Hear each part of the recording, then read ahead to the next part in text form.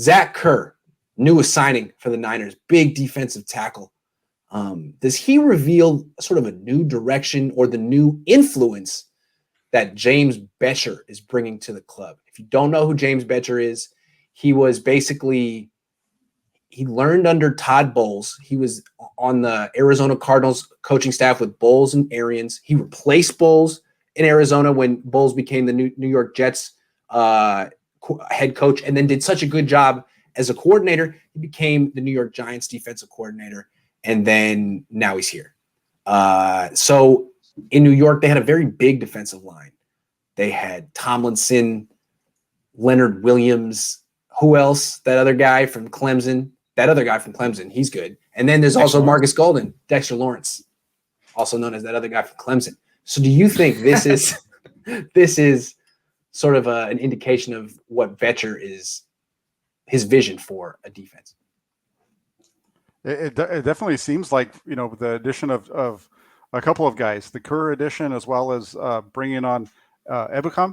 Those two guys kind of fit that role, because Ebukam would be kind of that Marcus Golden role. So I think that could definitely be some influence there.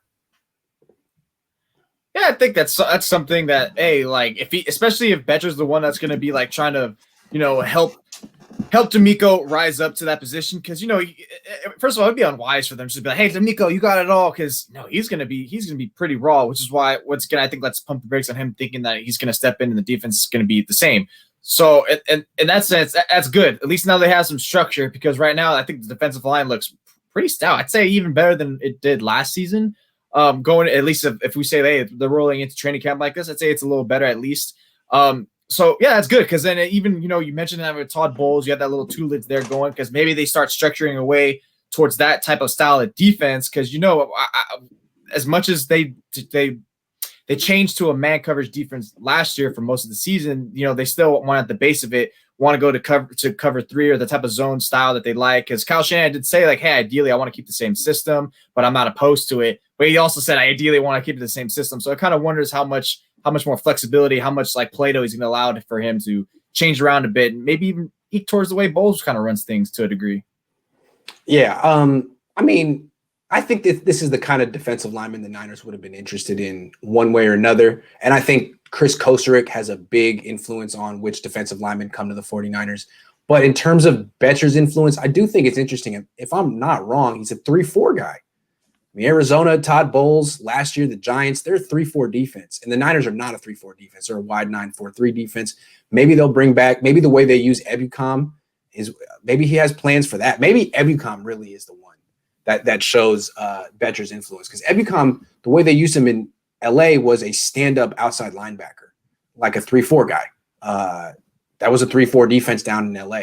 So maybe we're going to see a little bit more diversity in the fronts that the 49ers use. Maybe that. Yeah. Why not? It's always good to throw new looks, keep people off balance, keep them guessing. Got to keep evolving. Same thing. Something that Kyle Shanahan appreciates. That's why he always does all those ghost motions, different formations, Yeah.